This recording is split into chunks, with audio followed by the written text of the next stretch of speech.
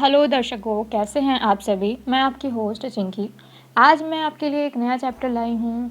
ये हमारी first book का लास्ट चैप्टर है। इसके बाद हमारी पहली बुक कंप्लीट हो जाएगी। देन इसके बाद हम अपना जो सेकंड बुक है उसको स्टार्ट करेंगे। तो लास्ट चैप्टर है वैश्वीकरण, जिसको हम ग्लोबलाइजेशन भी बोलते हैं। आज हम इसको समझने वाले हैं। मैं आपको इसकी पूरी एक्सप्लेन समरी बताने वाली हूँ, तो बिना कहीं स्किप किए इस चैप्टर को पढ़ते रहिए और इस वीडियो में लास्ट तक बने रहिए। अगर स्किप करोगे तो कुछ समझ आएगा नहीं, नुकसान आपका ही है। अगर आपको मेरी एक्सप्लेनेशन अच्छी लगती है तो आप मेरे चैनल को सब्सक्राइब कर सकते हैं, लाइक कर सकते हैं। अगर कोई क्वेरी आती है तो कमेंट बॉक्स में नीचे कमेंट करके पूछ सकते हैं। तो लेट्स गेट स्टार्ट। आज जो हम चैप्टर करने वाले हैं उसका नाम है ग्लोबलाइजेशन। ये शायद हमारी बुक का 9th चैप्टर है।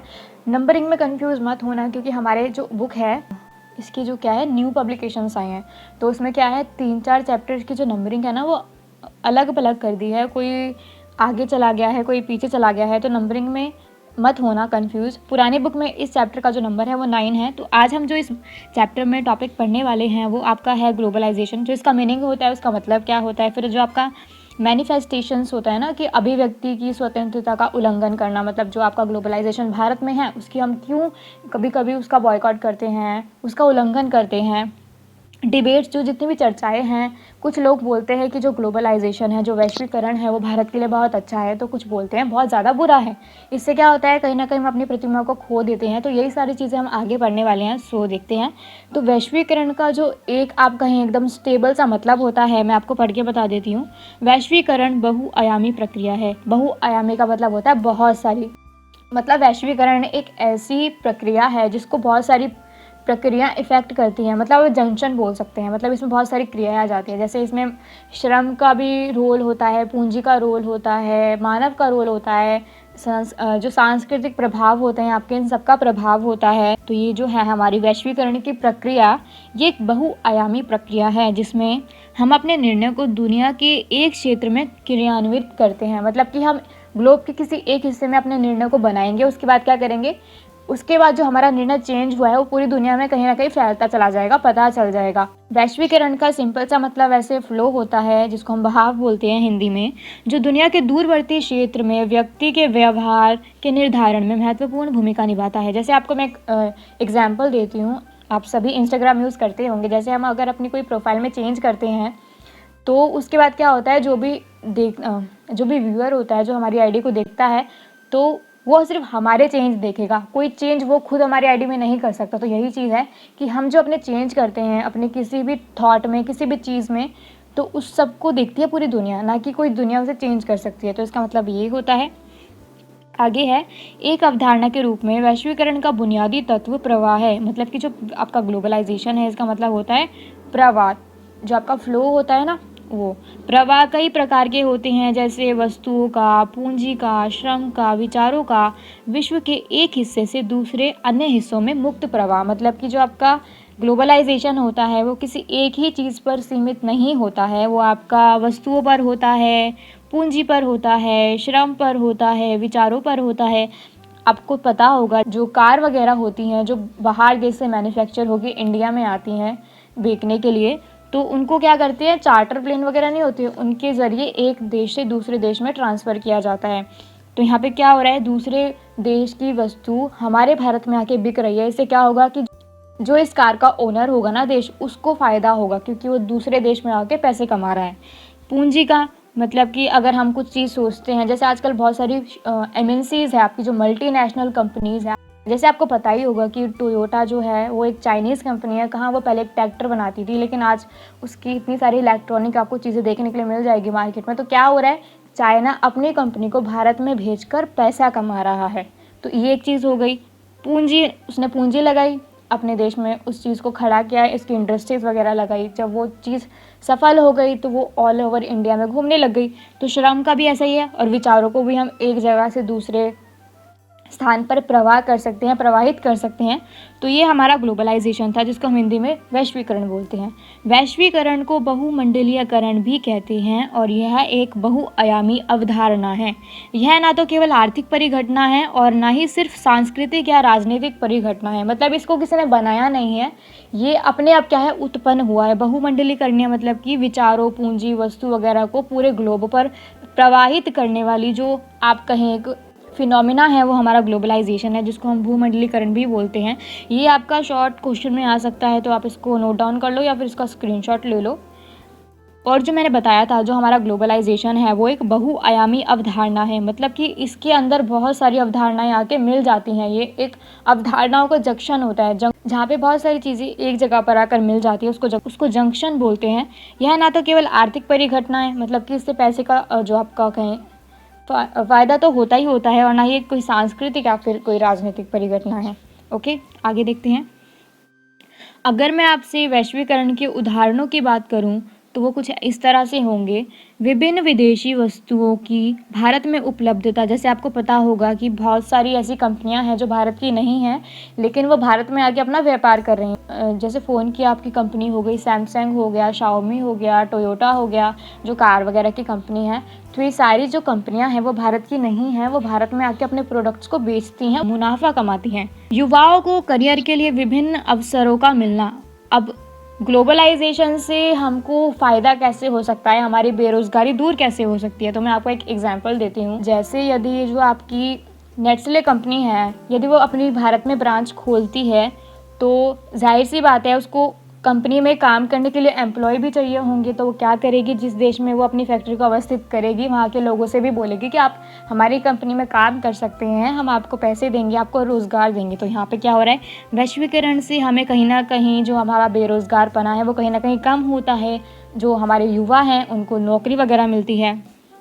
किसी भारतीय का अमेरिकी डॉलर एवं समयानुसार सेवा प्रदान करना, मतलब कि क्या होता है, यदि कोई हमारे भारत का ही इंसान भारत से बाहर जाके काम करता है, तो जो उसकी आमदनी होती है वो डॉलर में होगी, लेकिन जब वो भारत में आएगा तो वही डॉलर का मूल्य ज़्यादा बढ़ जाएगा। फसल के खराब हो जाने से कुछ किसानों द्वारा आत्महत्या को कर लेना, ये क्या है, ये बाहर देशों में भी होता था, लेकिन जब इनके बारे में सुना तो यहाँ पे बहुत सारे देश इस चीज़ को फॉलो करने लगे, जो किसान वगैरह थे, क्योंकि उनकी जब फसल डूब जाती है तो वो कहीं ना कहीं बिल्कुल बर्बाद हो चुके होते हैं, उनके पास पैसे नहीं होते, बीज नहीं होते। तो इस चीज़ को लेकर वो क्या करते हैं, अपना जो है आत्महत्या कर लेते हैं, सुसाइड अटेम्प्ट कर लेते हैं। अनेक खुदरा, जो कि आपका रिटेल व्यापारी होते हैं, को डर है कि रिटेल में प्रत्यक्ष विदेशी एफडीआई लागू होने से बड़ी रिटेल कंपनियां आएगी और उनका रोज़गार छिन जाएगा। मतलब कि जो आपकी छोटी छोटी रिटेलर्स कंपनीज़ हैं वो ये सोचती हैं कि यदि हमारा सेवा इतना डेवलप्ड नहीं है जितना कि बाहर के देशों की है, यदि वो हमारे देश में आके प्लांट वगैरह लगाते हैं, अपने ट्रांसप्लांट वगैरह लगाते हैं, तो कहीं ना कहीं हमारा काम जो है बिल्कुल पूरी तरह से ठप हो जाएगा। तो ये आपका 5वां रीज़न था, लोगों के बीच आर्थिक असमानता का बढ़ना। अब क्या हो रहा है कि लोग क्या करते हैं, अपनी अमीरी को दिखाते हैं। अमीरी को दिखाने के लिए क्या करते हैं, वो सोशल मीडिया वगैरह का कहीं ना कहीं बहुत ज़्यादा यूज़ करते हैं, जिससे क्या होता है कि गरीब लोगों को लगता है कि यहाँ के लोग कितने अमीर हैं। इससे क्या होता है कि लोगों के बीच में असंतोष पैदा होता है, उनको लगता है कि हम बहुत ज़्यादा गरीब हैं, लेकिन बाहर के जो लोग हैं वो हमसे ज़्यादा अमीर हैं। तो यहाँ पर क्या होता है, कहीं ना कहीं बहुत ज़्यादा आर्थिक असमानता हमें दिखाई देती है। आगे देखते हैं। अब हम देखते हैं कि वैश्वीकरण के थोड़े से जो आपके सकारात्मक प्रभाव हैं, जो थोड़ी राइट फैक्ट्स हैं इसके बारे में, वो क्या हैं, इसके बारे में है वस्तुओं एवं सेवाओं का प्रवाह।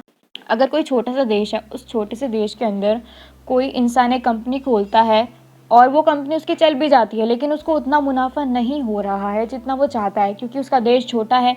देश छोटा होगा तो उसकी जनसंख्या कम होगी, लोग इतने डेवलप नहीं होंगे, तो वो क्या करेगा कि अपने देश की कंपनी की ब्रांचेस वो बाहर के देशों में खोलेगा। उससे उसको क्या मिलेगा कि उसको प्रॉफिट भी ज़्यादा होगा, वहाँ के लोग उसकी कंपनी में काम करेंगे, जिससे उस देश को भी फ़ायदा हो रहा है, बल्कि और जिसका उत्पादन होगा वो अपने आप बढ़ भी जाएगा।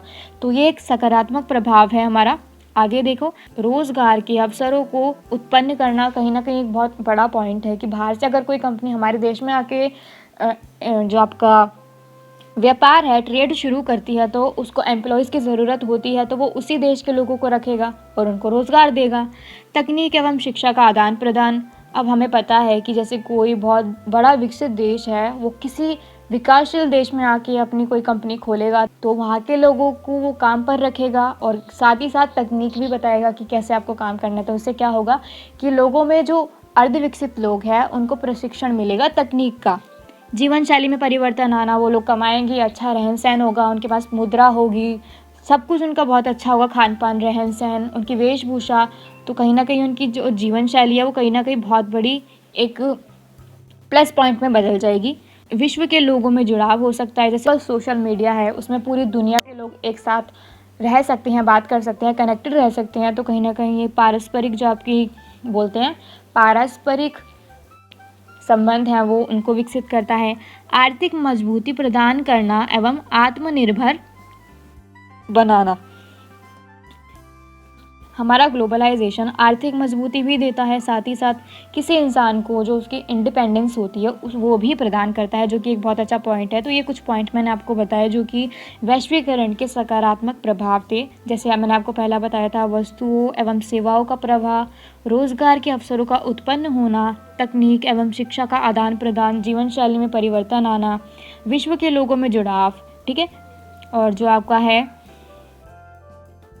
आर्थिक मजबूती प्रदान करना एवं आत्मनिर्भर बनाना।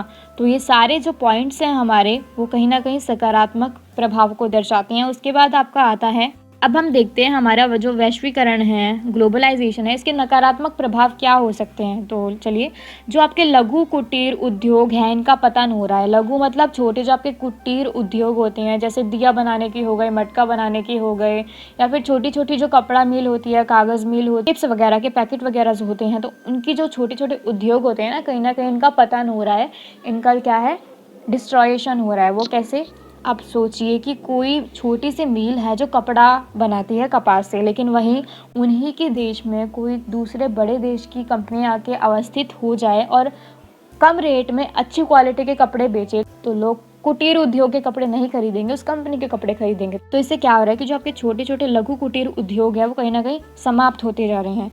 अमीर जो लोग हैं वो और ज़्यादा अमीर हो रहे हैं, और जो आपके गरीब लोग हैं वो और ज़्यादा गरीब हो रहे हैं।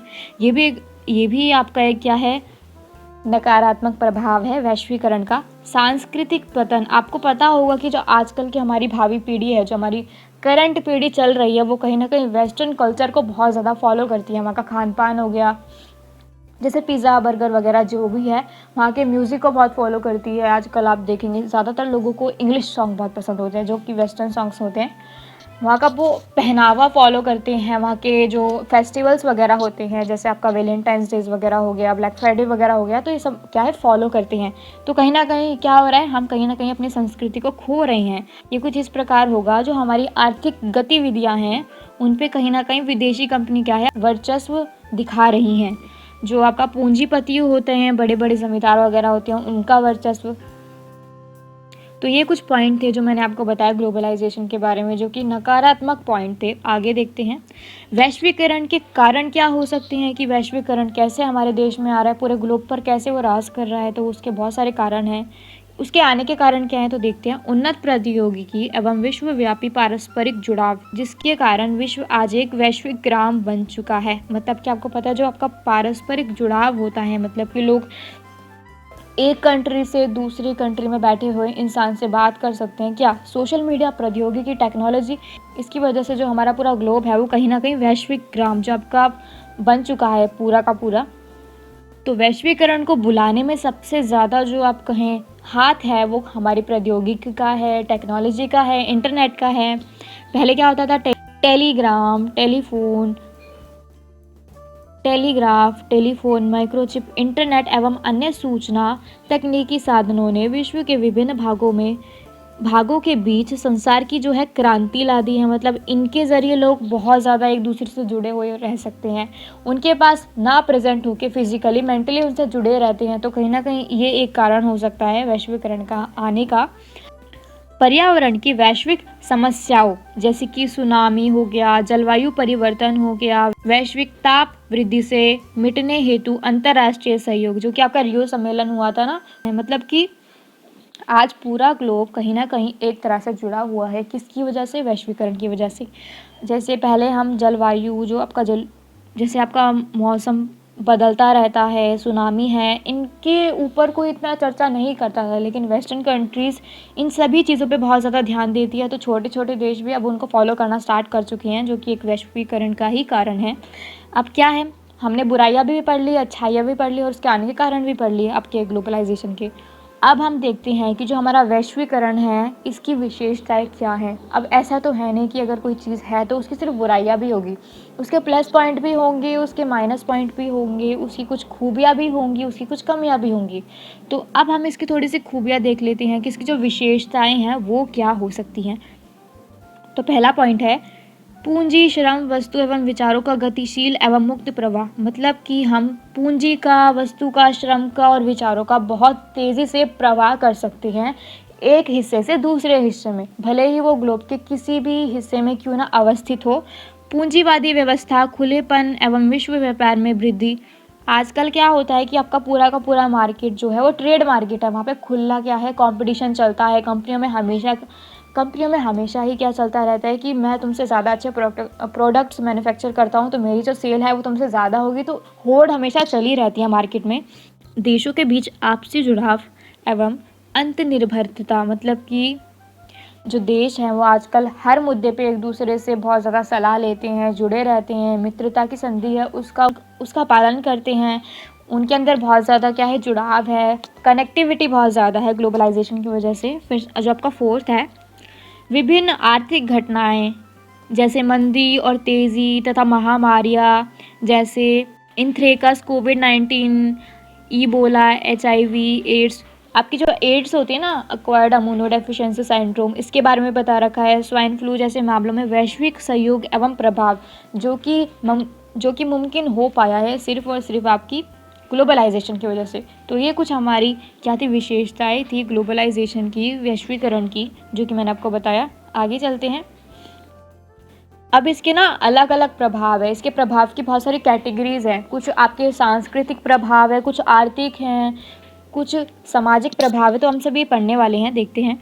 तो वैश्वीकरण की जो अभिव्यक्तियां हैं, मतलब कि इसके जो प्रकार हैं प्रभाव की, वो कौन कौन से हैं। पहला आपका राजनीतिक है, दूसरा आर्थिक है, तीसरा सांस्कृतिक है। वो कैसे है, चलिए देखते हैं। वैश्वीकरण से राज्य की क्षमता में कमी आई है। राज्य अब कुछ मुख्य कार्य जैसे कानून बनाना, व्यवस्था बनाना और सुरक्षा तक ही सीमित है। अब क्या होता है कि सरकार सिर्फ अपने कुछ ही कामों पर ध्यान देती है, मतलब जैसे कानून बना देती है, व्यवस्था बना देती है और उनको ना फॉलो करने के लिए रूल वगैरह बना देती है। लेकिन अब लोग क्या चाहते हैं कि वो ये चाहते हैं जो हमारी सरकार निर्णय वगैरह ले रही है वो इतने ज़्यादा प्रभावी नहीं है, इतने ज़्यादा कहीं ना कहीं पंचुअल नहीं है। तो हम क्यों ना वेस्टर्न कंट्रीज़ के जो आप रूल्स रेगुलेशंस हैं उनको फॉलो करें। अब बाजार आर्थिक और सामाजिक प्राथमिकताओं का मुख्य निर्धारक है। बाज़ारों में अब ज़्यादातर जो है आर्थिक वृद्धि को देखा जाता है और जो आपकी सामाजिक प्राथमिकताएं होती हैं उनको देखा जाता है। इन दोनों के ऊपर आपका कहीं ना कहीं पूरा जो मार्केट है वो ठहरा हुआ है। राज्य की प्रधानता बरकरार है तथा उसे वैश्वीकरण से कोई खास चुनौती नहीं मिल रही है। इस पहलू के अनुसार वैश्वीकरण के कारण अत्याधुनिक जो आपकी टेक्नोलॉजी है के बूते पर राज्य अपने नागरिकों के बारे में सूचनाएं जुटा सकती है और कारगर ढंग से कार्य कर सकती है। अंत राज्य अधिक ताकतवर हुए हैं। जैसे ही हमारे देश में क्या है, हमारे या किसी भी देश में जब वैश्वीकरण पहुंचता है तो सबसे पहले वो टेक्नोलॉजी को लेके आएगा और टेक्नोलॉजी हमें बहुत ज़्यादा फ़ायदा देती है किसी न किसी मोड पर। बहुत ज़्यादा आप कह सकते हैं टेक्नोलॉजी हमें प्लस पॉइंट भी देती है, माइनस पॉइंट भी देती है। ठीक है, तो आपको पता होगा कि जो सरकार होती है उनकी जो जनगणना वगैरह होती है उनमें बहुत सारे नाम होते हैं, बहुत सारे लोग होते हैं। तो उन सब का रिकॉर्ड करने के लिए, रिकॉर्ड रखने के लिए कहीं ना कहीं जो हमारी टेक्नोलॉजी है बहुत ज़्यादा कारगर है। तो इसमें यही बताया गया था जो हमारे वैश्वीकरण के राजनीतिक प्रभाव है वो क्या क्या हो सकते हैं, जैसे मैं आपको पहले पढ़ के बता देती हूँ। वैश्वीकरण से राज्य की जो क्षमताएं है उसमें कमी आई है। राज्य अब कुछ मुख्य कार्यों पर जैसे कानून बनाना तथा सुरक्षा तक ही सीमित है। अब बाजार आर्थिक और सामाजिक प्राथमिकताओं का मुख्य निर्धारक है। राज्य की प्रधानता बरकरार है तथा उसे वैश्वीकरण से कोई खास चुनौती नहीं मिल रही है। आपका फोर्थ है, इस पहलू के अनुसार वैश्वीकरण के कारण अत्याधुनिक प्रौद्योगिकी के बलबूते पर राज्य अपने नागरिकों के बारे में सूचना जुटा सकते हैं, उनको सेफ रख सकते हैं, उनकी सूचनाओं को कारगर ढंग से कार्य कर सकते हैं। एट द लास्ट जो कि हमारा राज्य है वो अधिक ताकतवर हो चुका है अब बिकॉज ऑफ वैश्वीकरण। आगे देखते हैं। ये हमने उसके राजनीतिक प्रभाव पढ़े थे। अब हम इसके आर्थिक प्रभाव पढ़ेंगे वैश्वीकरण के।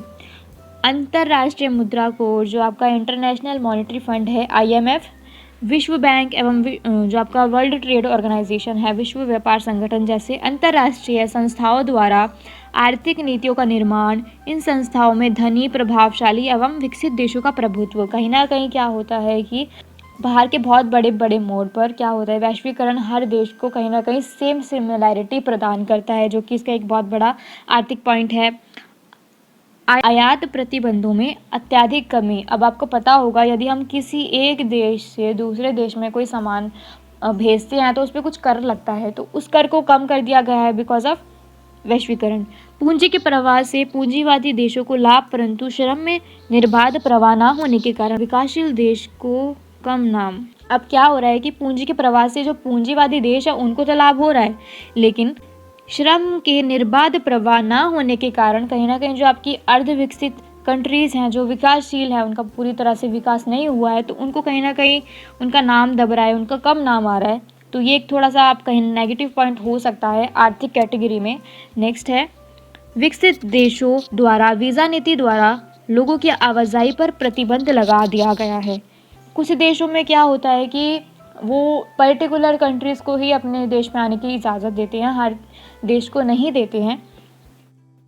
वैश्वीकरण के कारण सरकार अपने सामाजिक सरोकारों से मुंह मोड़ रही है, उसके लिए सामाजिक सुरक्षा का कवच जो है वो बहुत ज़्यादा आवश्यक है। मतलब कि आप कहें तो वैश्वीकरण से जो हमारी सरकार है कहीं ना कहीं बहुत ज़्यादा आलसी हो गई है। वो ये सोचती है कि सारा काम जो है टेक्नोलॉजी के ज़रिए हो सकता है, तो हमें इतनी जो फिजिकल मेहनत है वो करने की ज़रूरत नहीं है। ठीक है। ग्लोबलाइजेशन के जो आपके आलोचक हैं, मतलब कि जो बुराई करने वाले हैं, वो ये कहते हैं कि इससे समाजों में आर्थिक असमानता बहुत ज़्यादा बढ़ रही है। मतलब कि लोगों को नीचा दिखाया जा रहा है कहीं ना कहीं मुद्रा के बलबूते पर। तो ये कुछ उनके आलोचक कहते हैं वैश्वीकरण के। ये हमारे आर्थिक प्रभाव थे हमारे वैश्वीकरण के। अब बारी आती है सांस्कृतिक प्रभावों को पढ़ने की। अब वैश्वीकरण के जो आपके सांस्कृतिक प्रभाव है वो क्या हो सकते हैं। सो पहला हमारा पॉइंट है, सांस्कृतिक समरूपता द्वारा विश्व में पश्चिमी संस्कृतियों को बढ़ावा मिल रहा है। मैंने आपको बताया था कि जो हमारे देश के लोग हैं वो कहीं ना कहीं जो आपका वेस्टर्न कल्चर है ना, पश्चिमी संस्कृति को बहुत ज़्यादा बढ़ावा दे रहे हैं। खाने पीने एवं पहनावे के विकल्पों में बहुत ज़्यादा वृद्धि हो गई है, क्योंकि आजकल के लोग क्या करते हैं, सूट साड़ी ना पहनकर जो आपका वेस्टर्न कल्चर वाले लुक्स हैं, जैसे डेनिम हो गया, जीन्स हो गया, जैकेट वगैरह, इन सबको ज़्यादा फॉलो करते हैं। लोगों में सांस्कृतिक परिवर्तन पर दुविधा आ रही है, क्योंकि लोग अपनी संस्कृति को भूलते जा रहे हैं। संस्कृति की मौलिकता पर बुरा असर पड़ रहा है, क्योंकि जो हमारी भारतीय संस्कृति है कहीं ना कहीं वो वेस्टर्न जो आपकी पॉलिसीज़ है, कल्चर है, उसमें कहीं ना कहीं कन्वर्ट होती जा रही है दिन प्रतिदिन। तो चलिए अब देखते हैं कि जो हमारा भारत है वो कैसे वैश्वीकरण को कंट्रोल कर रहा है, उसके साथ कैसे काम कर रहा है। तो चलिए देखते हैं। आपका पहला पॉइंट है, आज़ादी के बाद भारत ने संरक्षणवाद की नीति अपनाकर अपने घरेलू उत्पादों पर जोर दिया ताकि भारत जो है आत्मनिर्भर बने। आपको पता होगा कि जब हमारा भारत आज़ाद हुआ था उसके बाद क्या था, हमारा मॉडल तैयार हुआ था, आर्थिक मॉडल। उसमें क्या था कि हमने USSR के कुछ पॉइंट्स को मिक्स किया था और हमने मिश्रित जो अर्थव्यवस्था है उसको अपनाया था। उसके बाद भारत ने अपने भारत में ही जो मैन्युफैक्चर होते हैं उन उत्पादों को संरक्षण देने के लिए जो बाहर से विदेशी कंपनियों द्वारा कोई भी सामान वगैरह आता था उनका बॉयकॉट किया। ठीक है। 1991 में लागू नई आर्थिक नीति द्वारा भारत वैश्वीकरण के लिए तैयार हुआ और खुलेपन की जो है नीति उसको अपनाया। देन आपका थर्ड है, वैश्वीकरण के कारण भारत की जो आर्थिक वृद्धि दर है वो 7.5% वार्षिक दर से बढ़ रही, जो कि आपकी 1990 में 5.5% थी। आगे देखिए, भारत ने अनिवासी भारतीय विदेशों में भारतीय संस्कृति को बढ़ावा दे रहे हैं वो लोग। ठीक है। भारत के लोग कंप्यूटर सॉफ्टवेयर में अपना वर्चस्व स्थापित करने में कामयाब रहे। आज भारतीय लोग वैश्विक स्तर पर उच्च पदों पर आसानी से सफल हो चुके हैं या हो रहे हैं। आपको पता होगा कि जो हमारे भारतीय लोग हैं वो कहीं ना कहीं पूरे ग्लोब पर एक तरह से वर्चस्व निभा रहे हैं अपना, बिकॉज ऑफ टेक्नोलॉजी की वजह से। तो ये कुछ मुद्दे थे जिस पे भारत वैश्वीकरण को कंट्रोल में लेकर चल रहा है, उसके साथ जो है अपना लेवल मैच करने का ट्राई कर रहा है। अब कुछ विरोध हैं वैश्वीकरण को लेकर, वो क्या हैं चलिए देखते हैं। वामपंथी विचारक कई पक्षों में इसकी क्या है आलोचना करते हैं, इसकी बुराई करते हैं। राजनीतिक अर्थों में उन्हें राज्य के कमजोर होने की क्या है चिंता सताती रहती है। आर्थिक क्षेत्र में वे कम से कम कुछ क्षेत्रों में आर्थिक निर्भरता एवं संरक्षणवाद का दौर क्या है कायम करना चाहते हैं, जो कि आपके वामपंथी लोग हैं। उसके बाद सांस्कृतिक संदर्भ में इनकी चिंता है कि परंपरागत संस्कृति को हानि होगी और लोग अपने सदियों पुराने जीवन मूल्य तथा तौर तरीकों से क्या है हाथ धो लेंगे। जैसे मैंने आपको पहले बताया कि जो हमारी वैश्वीकरण की नीति है वो कहीं ना कहीं वेस्टर्न कल्चर को आज पूरे ग्लोब पर बहुत ज़्यादा अवस्थित कर रही है, उसका ग्लोबलाइजेशन कर रही है, हर जगह से पहुंचा रही है, जिसकी वजह से जो छोटे मोटे देश के लोग होते हैं वो अपनी संस्कृति को भूलकर वेस्टर्न कल्चर को क्या है अपनाना स्टार्ट कर देते हैं, जिससे उनकी खुद की जो संस्कृति होती है उसको बहुत ज़्यादा हनन होता है। तो यही चीज़ इसमें कही गई है। आगे देखते हैं। जो आपका वर्ल्ड सोशल फॉर्म है ना, उन उदारवादी वैश्वीकरण के विरोध का एक विश्वव्यापी मंच है। इसके तहत मानवाधिकार कार्यकर्ता, पर्यावरणवादी, मजदूर, युवा और महिलाएं कार्य करता आते हैं। यहाँ पे क्या है कि जो वैश्वीकरण है आपका, इसके थोड़े संदर्भ में या फिर इसके थोड़े बॉयकॉट में एक इमरजेंसी भी है, जिसको हम वर्ल्ड सोशल फॉर्म बोलते हैं, जिसमें आपका जिसमें आपके कौन कौन कार्यकर्ता आते हैं जो कि इसमें काम करते हैं। आपके मानवाधिकार कार्यकर्ता आते हैं, पर्यावरणवादी जो होते हैं, आपके मजदूर, युवा, महिला, ये सब क्या है कार्यरत रहते हैं इसमें। फिर 1999 में सिएटल में विश्व व्यापार संगठन की मंत्री स्तरीय बैठक का विरोध हुआ, जिसका कारण आर्थिक रूप से ताकतवर देशों द्वारा व्यापार में अनुचित तौर तरीके के विरोध में हुआ था। अब क्या हुआ था कि 1999 में एक सभा जो समिट थी वो आयोजित करवाई गई थी, लेकिन उसमें क्या हो रहा था, जो देश ज़्यादा ताकतवर थे या फिर ज़्यादा डेवलप थे वो लोग क्या कर रहे थे कि जो जितनी भी ट्रेड की पॉलिसी वगैरह बनाई जा रही थी तो उसमें अपना फ़ायदा ज़्यादा जोड़ रहे थे, ना कि वो छोटे देशों का भी फ़ायदा देख रहे थे। उसके बाद क्या हुआ था, उसका विरोध हुआ। आगे देखते हैं। अब आपका एक टॉपिक आता है सामाजिक समरूपता। अब ये क्या होता है, चलिए इसके बारे में देखते हैं। सामाजिक समरूपता का अर्थ है पश्चिम संस्कृति का पूरे विश्व में फैलना ताकि वह एक वैश्विक संस्कृति का रूप ले सके। मतलब कि जो आपकी वेस्टर्न कल्चर है उसका पूरे विश्व में फैल जाना ताकि वो पूरे विश्व की एक ही क्या है संस्कृति बन जाए। इसको हम सांस्कृतिक समरूपता बोलते हैं। आप आज कहीं भी चले जाइए, आपको हर जगह वेस्टर्न कंट्रीज़ का जो वर्चस्व है, उनका कल्चर का वर्चस्व है, वो देखने के लिए मिल जाएगा, क्योंकि हमारा जो ग्लोबलाइजेशन है वो इतना ज़्यादा बढ़ चुका है पूरे ग्लोब पे। तो ये टर्म आप याद कर सकते हैं, इसका स्क्रीनशॉट ले लीजिए या फिर इसको लिख लीजिए कि जो आपका सामाजिक समरूपता होता है ये क्या होता है। अब आपका ना एक टॉपिक आता है कि जो आपका सांस्कृतिक विभिन्नीकरण है वो क्या होता है। तो चलिए देखते हैं क्या होता है। सांस्कृतिक विभिन्नीकरण में विभिन्न संस्कृतियाँ दूसरी संस्कृतियों की अच्छी बातों को अपनी संस्कृति में शामिल करती हैं, जिस कारण प्रत्येक संस्कृति अनूठी बन रही है। मतलब कि होता है ना क्या, बहुत सारे देश की संस्कृतियाँ आपस में क्या करती हैं, एक दूसरे की जो प्लस पॉइंट होते हैं ना, जो अच्छे अच्छे पॉइंट्स होते हैं, उनको अपनी संस्कृति में शामिल करके अपने आप को क्या है डेवलप कर लेती है, उभार लेती हैं, जिसको हम क्या बोलते हैं आपका सांस्कृतिक विभिन्नीकरण। ओके, तो ये टर्म भी आपको याद कर लेनी है। क्या पता ये आपके एमसीक्यू में एक नंबर में आपको पूछ लिया जाए, तो आप इसका स्क्रीनशॉट ले लो या फिर इसको लिख लो ताकि आपको बाद में क्या है दिक्कत ना आए। अब आपका एक टॉपिक आता है संरक्षणवाद, कंजर्वेशन। 1991 से पहले अपने घरेलू उत्पादों को बचाने एवं एकाधिकार बनाए रखने के लिए विदेशी कंपनियों द्वारा प्रतिबंध लगाना संरक्षणवाद कहलाता था। ये पहले का है कि जब 1991 से पहले अपने घरेलू उत्पादों को बचाने के लिए या फिर उन पे एकाधिकार बनाए रखने के लिए विदेशी कंपनियां जो भी उन पे रिस्ट्रिक्शंस वगैरह लगाती थी, हम उस टर्म को क्या कहते थे, संरक्षणवाद। तो ये भी एक पॉइंट में आपका आ सकता है। जैसे उसके बाद आपका है कि सामाजिक सुरक्षा कवच क्या होता है। आर्थिक रूप से कमज़ोर लोगों को शिक्षा, स्वास्थ्य, साफ सफाई एवं नौकरी की सुविधा सरकार द्वारा उपलब्ध करवाना सामाजिक सुरक्षा कवच कहलाता है। एक बार आप इन सभी को क्या है लर्न कर लेना, इनके ऊपर इनको लिख लेना या फिर इनका स्क्रीनशॉट लेके रख लेना। क्या पता ये आपको आने वाले एग्जाम्स में आपको देखने के लिए मिल जाए। तो मैं तो यही कहूँगी कि जितने भी 1 मार्क्स वाले क्वेश्चंस हैं आप उनके स्क्रीनशॉट ले लीजिए या फिर आप उन्हें नोटबुक में नोट डाउन कर लीजिए। तो आपका बहुत बहुत शुक्रिया मेरी वीडियो को लास्ट तक देखने के लिए। तो ये जो हमारा चैप्टर था ख़त्म हो चुका है, होप आपको अच्छा लगता होगा। आई होप कि आपको अच्छा लगा होगा मेरा समझाया हुआ चैप्टर। तो थैंक यू वेरी मच मेरी वीडियो को देखने के लिए। आप मेरे साथ ऐसे ही जुड़े रहिए ताकि आने वाले टाइम में मैं आपको सेकंड बुक भी पूरी करा दूँ, क्योंकि हमारी जो पहली बुक है वो पूरी हो चुकी है। So very very thank you to all जिन्होंने भी मेरी वीडियो देखी। तो मिलते हैं बाद में, तब तक के लिए शुक्रिया। Thank you, bye bye, Tata.